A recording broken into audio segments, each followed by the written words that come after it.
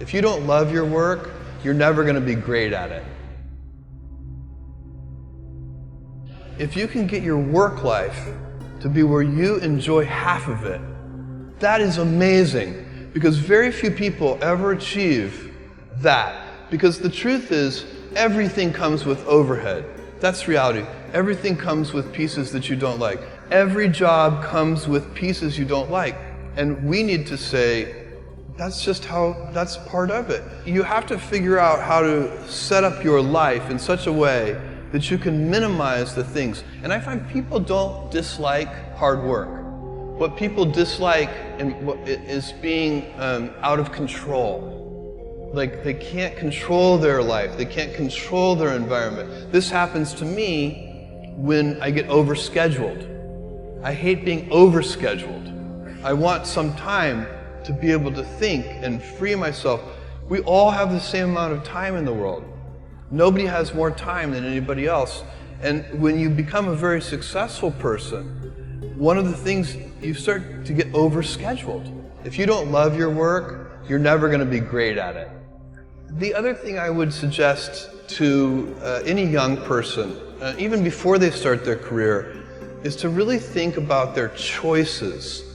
Because I find young people, and when I was young, I made this mistake too.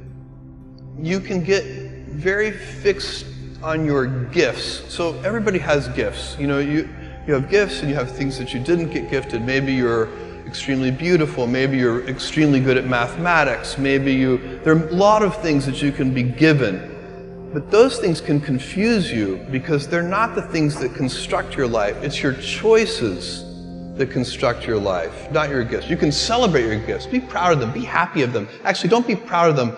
Be celebratory of them. But you can't be proud because they're gifts. They were given to you. You didn't earn them. You can only be proud of the things you earn.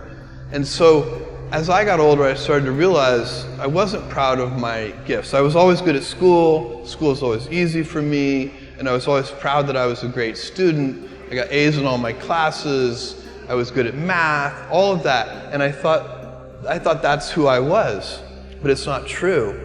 Those are the things that are gifts. What was hard for me is deciding to work hard, deciding to use my gifts in certain ways, to challenge myself, to do things that I didn't think I could do, to put myself in uncomfortable situations. You can choose a life of ease and comfort, or you can choose a life of service and adventure. Which one of those, when you're 90 years old, are you going to be more proud of?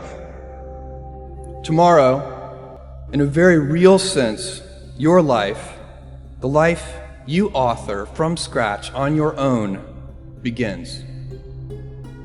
How will you use your gifts? What choices will you make? Will inertia be your guide, or will you follow your passions?